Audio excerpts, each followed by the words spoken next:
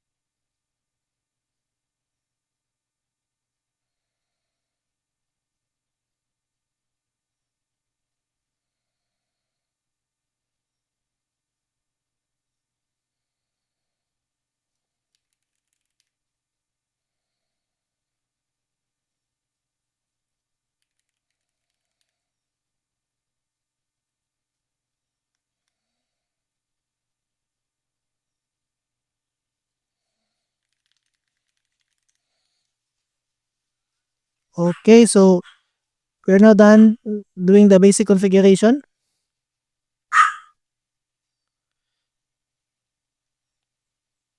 Next, I will create a bridge and assign port 3, 4, and 5 as members in that bridge.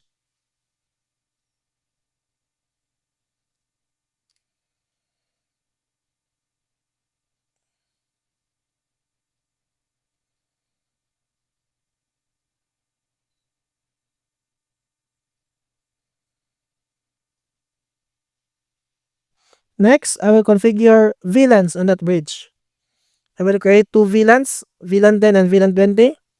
Assign IP addresses on each VLAN and set up a DHCP server. So go to interface, then VLAN 10, VLAN ID 10, interface bridge, apply. We'll just copy that one. VLAN 20, VLAN ID 20, then bridge yung interface. Okay. Next, we will assign IP addresses on the two VLANs. Go to IP address, click plus, interface VLAN 10, address 192.168.10.1/24. Copy for VLAN 20 as well.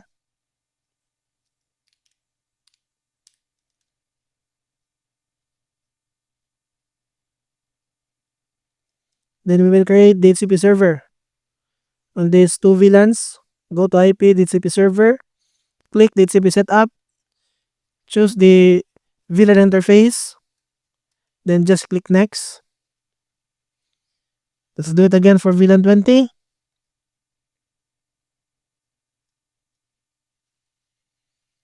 So we are now done with assigning IP addresses and DHCP server. So now, I will assign port 3 to have VLAN 10 network and port 4 and 5 to have VLAN 20 network. Let's go to the bridge, go to VLANs, click plus, VLAN ID 10, then tag the bridge, then for the untag, choose port 3. Apply and OK. Click plus again. We will now create for the VLAN ID 20, tag the bridge interface, then untag the 4 and 5.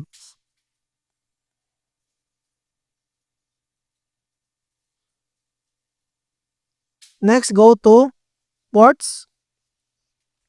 Then since we want port 3 to have the VLAN 10 network, go to double click that one, then go to VLAN tab, then in the PVID, add here PVID 10. Apply and OK. Then for port 4 and 5, do the same. Go to VLAN and PVID 20.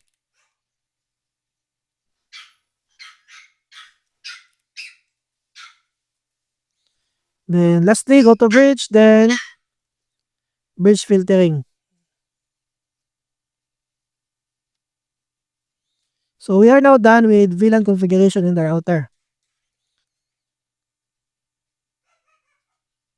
We can check by accessing a computer. So I will connect this computer and check if it gets an IP address from VLAN 10.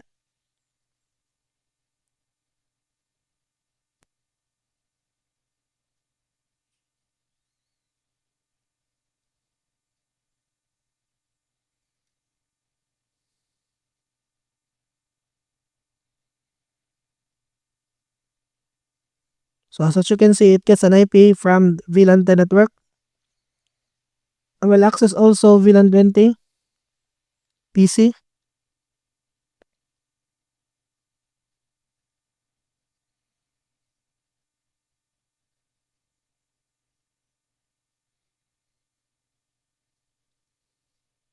So as you can see as well, it gets an IP from VLAN 20 network. So we will now proceed with the configuration on how to block client access to the VLAN gateways. So go to the MikroTik IP firewall filter. Then click plus. Change, choose input. Source address, the network address of VLAN 10. Then for the destination address, input here the gateway of VLAN 10, 192.168.10.1. And action, drop, apply. We'll just copy that one. Then edit the destination address to 192.168.20.1. This is the gateway of VLAN 20. Apply. Then we'll also copy. Next, we will now block the one gateway. So the gateway of ISP1 is 10.0.0.1. Then change this to forward. Apply. Let's do the same for ISP2. The gateway of my ISP2 is 10.20.0.1. Apply, then OK. So this is the VLAN filter for VLAN 10. Let's create also for the VLAN 20. Click plus. General. Chain input. Source address of VLAN 20 is 192.168.20.0/24. Then the destination address is 192.168.20.1. This is the gateway of VLAN 20. And action, drop, apply. Let's copy that one. Then let's do the same for the VLAN 10 gateway. Let's copy, then create a rule for blocking the 1. So for this is the ISP1 gateway.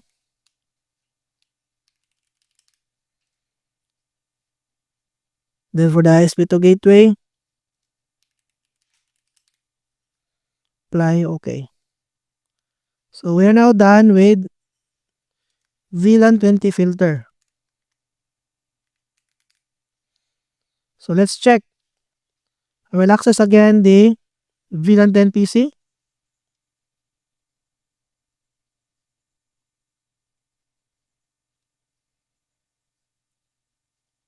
This is the VLAN 10 PC.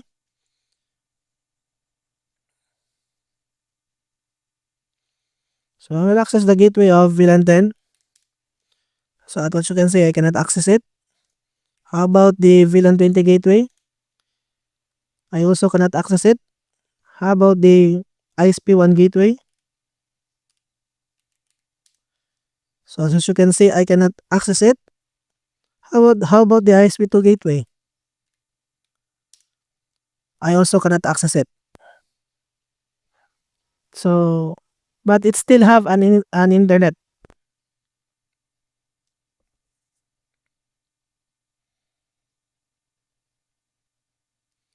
So I will proceed now to the VLAN 20 PC.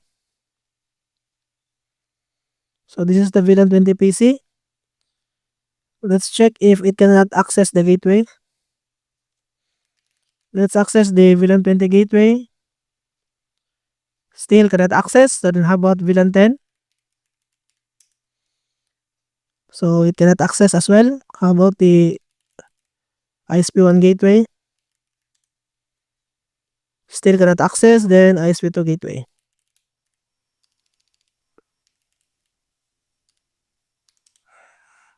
How about the internet? So it still have an internet.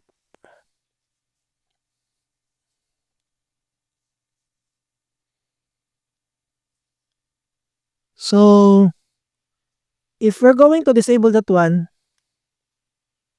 so you can see that by default, if you don't have any filters, your clients can access the gateways. So let's check here in, let's say, VLAN 10. So as what you can see, the VLAN 10 PC can now access the MikroTik using the gateways of your VLAN and your WAN. So for security reasons, we need to disable that one. That's why we created firewall filter rules.